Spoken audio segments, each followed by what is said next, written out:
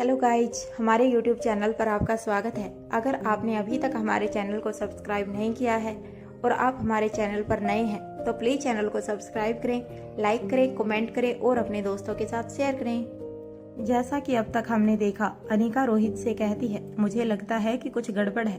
अनिका की बात सुनकर रोहित हैरानी से उसके चेहरे की ओर देखने लगता है। फिर एक पल रुककर रोहित मारवा कहता है, क्या इतनी सिक्योरिटी के बाद भी?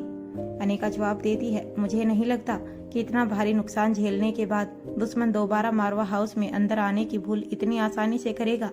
मैं उस तरह की गड़बड़ की बात नहीं कर रही हूँ। रोहित कहता है, तो फिर? अनिका जवाब देती है, जरूर भूमिका और कौटिल्य कुछ प्लान कर रहे हैं और शायद इस फंक्शन की वजह से वह लोग हमसे उस बारे में कोई बात नहीं कर रहे। मुझे लगता है कि उन्हें हमारी जरूरत है।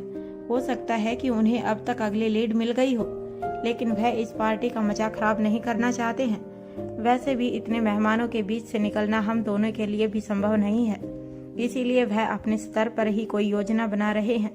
उन्हें यहाँ से गए हुए काफी देर हो चुकी है, अब तक उन्हें लौट आना चाहिए था।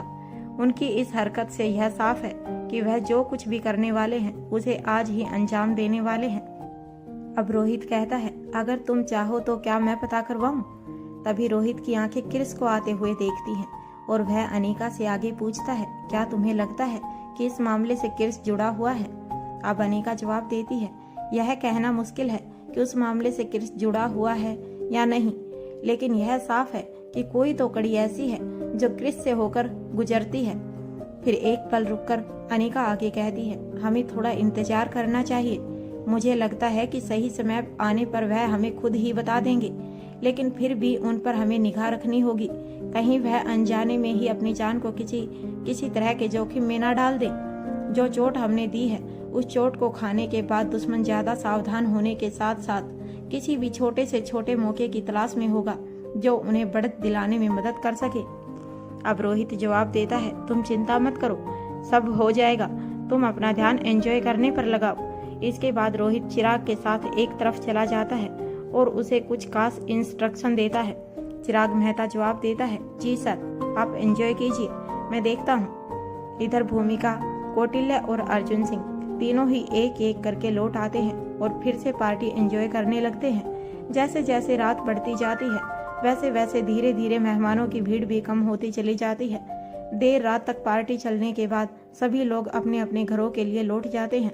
अंत में पारासर परिवार भी मारवा परिवार से इजाजत लेता है और मारवा हाउस से प्रासर हवेली के लिए रवाना होने के लिए आगे बढ़ जाता है। जाते हुए मुक्ता को हर एक कदम आगे रखना काफी मुश्किल लग रहा था।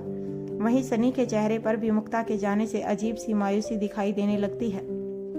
तभी भूमिका कहती है, क्यों परेशान हो रहे हो? कहो तो कल ही तुम्हारी शादी करा दें, फिर ना बिछड़ना होगा और ना बिछड़ने का दर्द।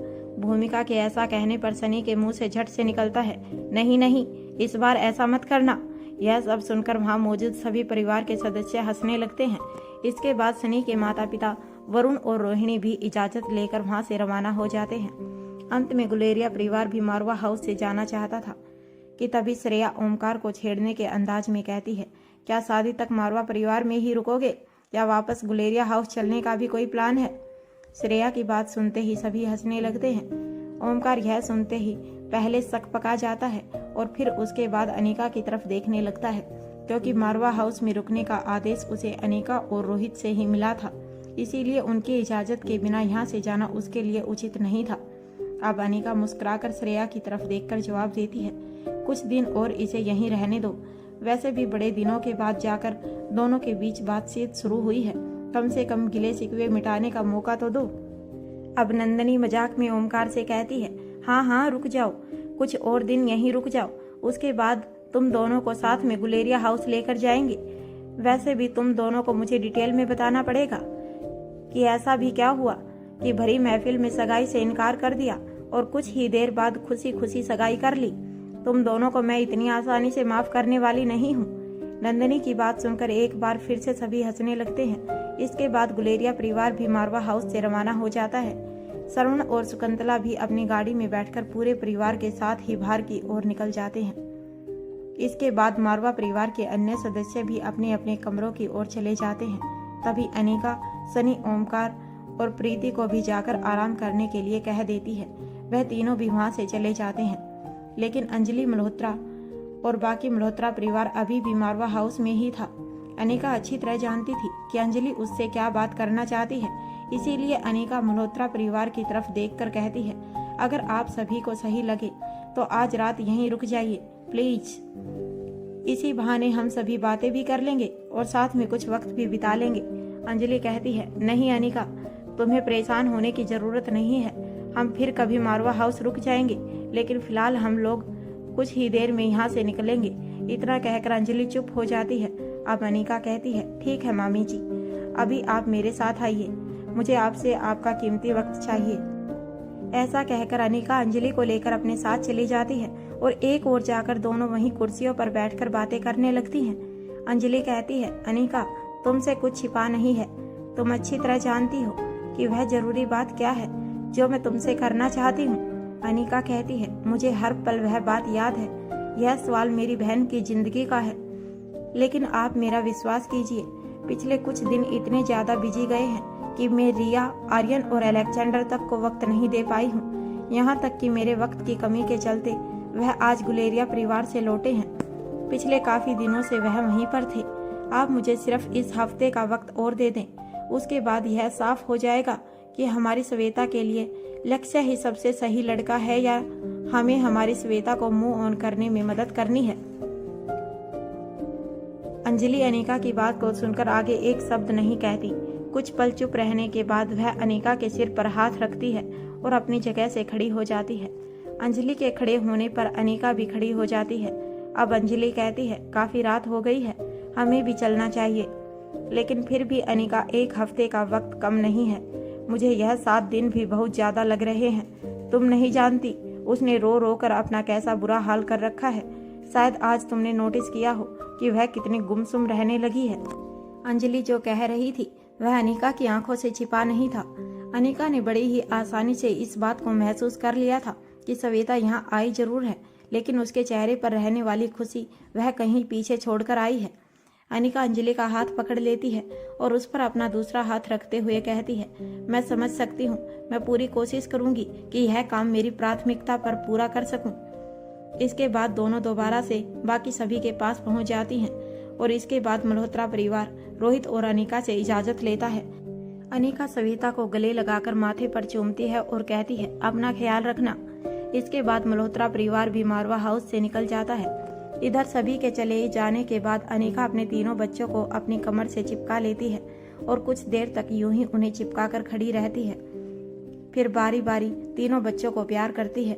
रोहित को यह देखकर थोड़ी हैरानी होती है, पर फिर वह सोचता है कि शायद अनिका को पहली बार बच्चों से इतने दिनों के लिए दूर रहना पड़ा, इसलिए वह इस तरह रिएक्ट कर रही है।